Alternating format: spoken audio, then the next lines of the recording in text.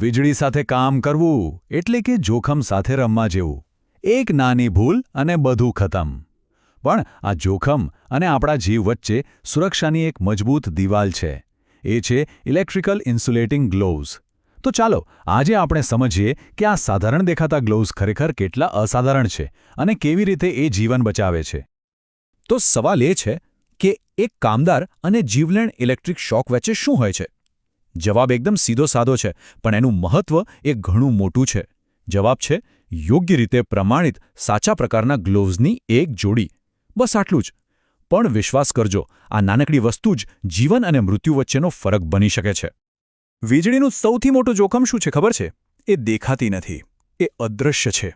અને જે પ્રોફેશનલ્સ દરરોજ એની સાથે કામ કરે છે એમને બરાબર ખબર છે કે આ એક એવો દુશ્મન છે જે બીજી તક નથી આપતો.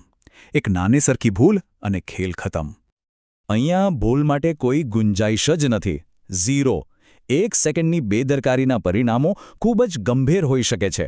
અને એટલે જ સુરક્ષાના સાધનો, ખાસ કરીને આ ગ્લવ્સ, એ કોઈ ઓપ્શન નથી, એ જરૂરિયાત છે, અનિવાર્ય છે.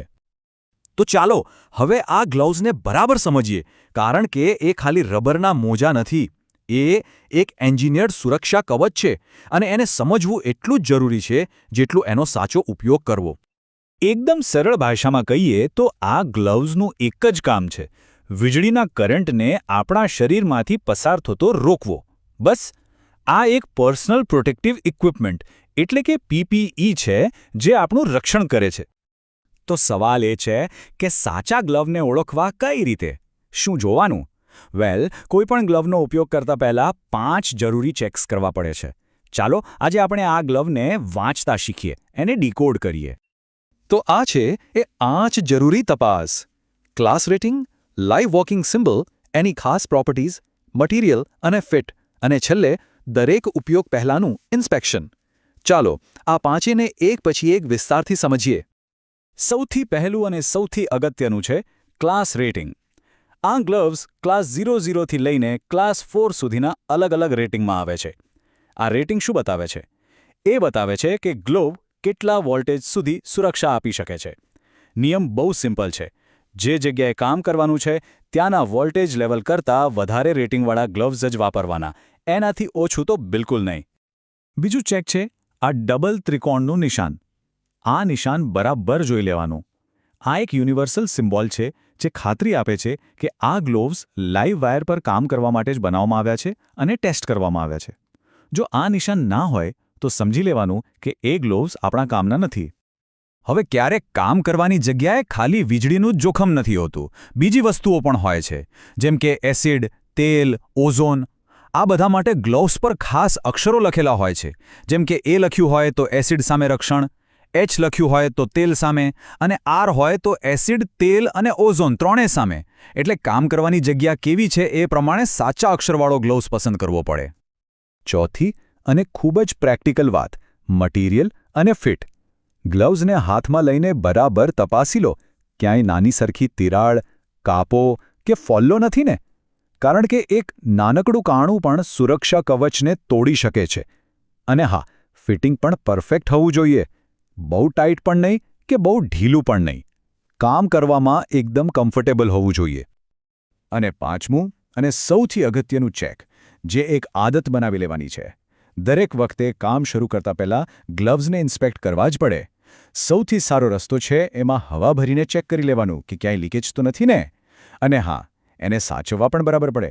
ઠંડી, સૂકી જગ્યાએ, તડકા અને કેમિકલથી દૂર. અને કંપની જે કહે એ પ્રમાણે સમયાંતરે એનું પ્રોફેશનલ ટેસ્ટિંગ કરાવવાનું તો ભૂલવાનું જ નથી. યાદ રાખજો, મેન્ટેનન્સ જજ સેફટી છે.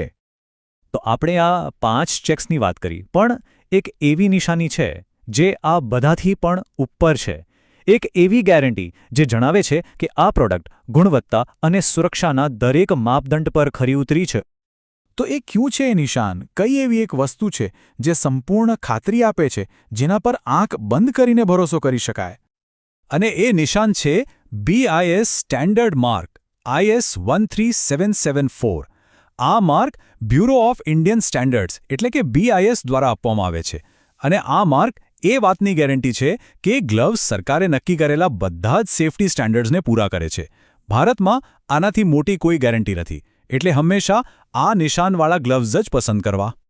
અને એક વાત સ્પષ્ટ કરી દઉં, આ કોઈ સલાહ કે ભલામણ નથી, આ કાયદો છે. સરકારી આદેશ મુજબ ઇલેક્ટ્રિકલ ઇન્સ્યુલેટિંગ ગ્લવ્સ માટે BIS સર્ટિફિકેશન ફરજિયાત છે. એનો મતલબ એ કે ભારતમાં વેચાતા દરેક ગ્લો પર આ માર્ક હોવો જ જોઈએ, હોવો જ જોઈએ. પણ માની લો કે કોઈ પ્રોડક્ટ પર શંકા જાય તો કેવી રીતે ખાતરી કરવી કે એ અસલી છે? સારી વાત એ છે કે હવે આપણી પાસે એક એવું ટૂલ છે જેનાથી આપણે જાતે જ દૂધનું દૂધ અને પાણીનું પાણી કરી શકીએ છીએ. આજકાલ બજારમાં નકલી માલની ભરમાર છે અને આ એક બહુ મોટી સમસ્યા છે. કોઈ નકલી ગ્લોવ્સ દેખાવમાં બિલકુલ અસલી જેવો જ લાગી શકે છે, પણ એ સુરક્ષા નહીં પણ મોતને આમંત્રણ આપી શકે છે. તો સવાલ એ જ છે, અસલી અને નકલીને પારખવા કેવી રીતે? અને એનો જવાબ છે BIS કેર એપ. એકદમ સિમ્પલ. બસ આ એપ ડાઉનલોડ કરવાની છે, જે તમને એપ સ્ટોર કે ગૂગલ પ્લે પર મળી જશે. પછી પ્રોડક્ટ પર જે લાયસન્સ નંબર આપેલો હોય એને એપમાં નાખવાનો અને બસ એપ તમને તરત જ બતાવી દેશે કે એ પ્રોડક્ટ ખરેખર BIS સર્ટિફાઇડ છે કે પછી નકલી છે. અને એટલું જ નહીં, આ એપમાં એક બીજો પણ મોટો ફાયદો છે. જો તમને કોઈ પ્રોડક્ટ શંકાસ્પદ લાગે કે નકલી માલુમ પડે તો તમે સીધા એપમાંથી જ એની ફરિયાદ નોંધાવી શકો છો. આનાથી આપણે ફક્ત આપણી જ નહીં પણ બીજા હજારો લોકોની સુરક્ષામાં પણ મદદ કરી શકીએ છીએ. એક વાત હંમેશા ગાંઠ બાંધીને રાખજો, જ્યારે વાત વીજળીની હોય ત્યારે બીજી તક નથી મળતી. ત્યાં કોઈ રીટેક નથી હોતો, એટલે હંમેશા સાચો નિર્ણય લો. BIS સ્ટાન્ડર્ડ માર્ક બરાબર તપાસો, શંકા જાય તો BIS કેર એપનો ઉપયોગ કરો અને સૌથી અગત્યનું, સુરક્ષિત રહો,